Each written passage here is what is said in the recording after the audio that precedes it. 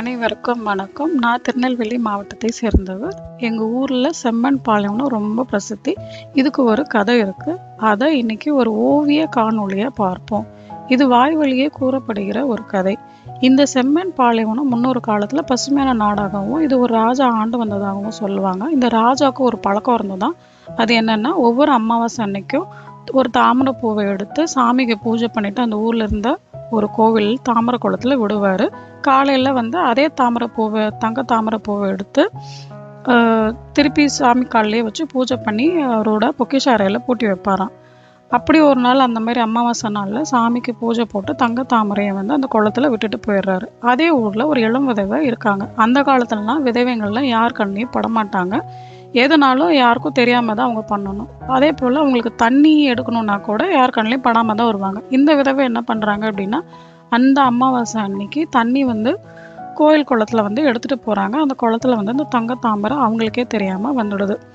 ராஜா அடுத்த நாள் குளத்தில் பார்க்குறப்ப தங்க தாமரையாக காணும். காவலாளிகள்லாம் கூப்பிட்டுட்டு இந்த மாதிரி தேடுங்க, எனக்கு எப்படியாவது இன்றைக்கி சாயந்தரத்துக்குள்ளே வந்துடணும் அப்படின்னு சொல்லிட்டு உத்தரவு வச்சுட்டு போயிடுறாரு. அதே போல் காவலாளிங்க ஒவ்வொருத்தவங்க வீட்லையா போய் தேடுறாங்க அந்த நாட்டில். அப்படி தேடுறப்போ இந்த இளம் விதவை குடத்தில் அந்த தங்க தாமரை காணப்படுது. ராஜா கிட்ட ஒப்படைக்கணும்னு அவங்களை கூப்பிட்றப்ப அந்த அம்மாவும் சொல்கிறாங்க, இந்த மாதிரி நீங்கள் ராஜா கிட்ட சொல்லுங்கன்னு. அந்த காவலாளிங்க அதை ஒத்துக்கல. அம்மா நீங்களே ராஜா கிட்ட சொல்லிடுங்க அப்படின்னு சொல்லிட்டு சொல்லிட்டாங்க. காவலாளிங்களும் இந்த இளம் விதவையை அரசவையில் ராஜா முன்னாடி ஒப்படைக்கிறாங்க. இந்த அம்மாவும் முறையிடுறாங்க, ராஜா நானும் ஒரு விதவை, குடிக்க தண்ணி எல்லாரையும் போல் கோவில் குளத்தில் எடுக்கிறது வழக்கம். அப்படி தான் நேற்று இரவு நான் தண்ணி எடுத்தேன். எனக்கே தெரியாமல் இந்த தங்க தாமரை எப்படியோ குடத்தில் வந்துடுச்சுங்க ஐயா அப்படின்னு சொல்லிட்டு சொல்கிறாங்க. ராஜா இதை நான் எப்படிம்மா நம்புறது, இது தங்க தாமரையாச்சே அப்படின்னு சொல்லிட்டு சொல்கிறாரு. அம்மாவும் சொல்கிறாங்க, ஐயா நான் அந்த மாதிரி திருடுற ஆளாக இருந்திருந்தேன்னா ஏன் காலையில் வரையும் அந்த தங்க தாமரையை என் குடத்துலேயே வச்சுட்டு இருக்க போகிறேன் அப்படின்னு சொல்லிட்டு சொல்கிறப்போ ராஜாவும் ஒத்துக்கல.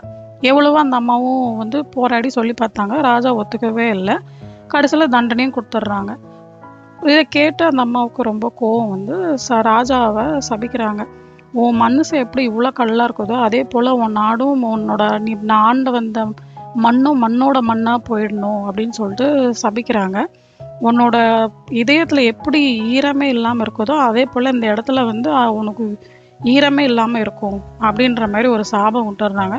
ராஜா கண்ணு முன்னாடியே இந்த இடம் எல்லாமே கல்லும் மண்ணுமா ஆறுறதை பார்த்துட்டு அவர் பயந்துட்டு தன்னோட குதிரையை எடுத்துட்டு அவரும் பறக்கிறாரு.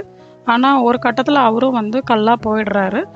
இது இதுதான் காரணம் எங்களோட செம்மண் தேரியோட கதை அப்படின்னு சொல்லிட்டு எங்கள் பாட்டி அவங்களோட இந்த பேர குழந்தைங்களுக்கு சொல்லி அதை அப்படியே வாய் வழியாக எல்லாருக்கும்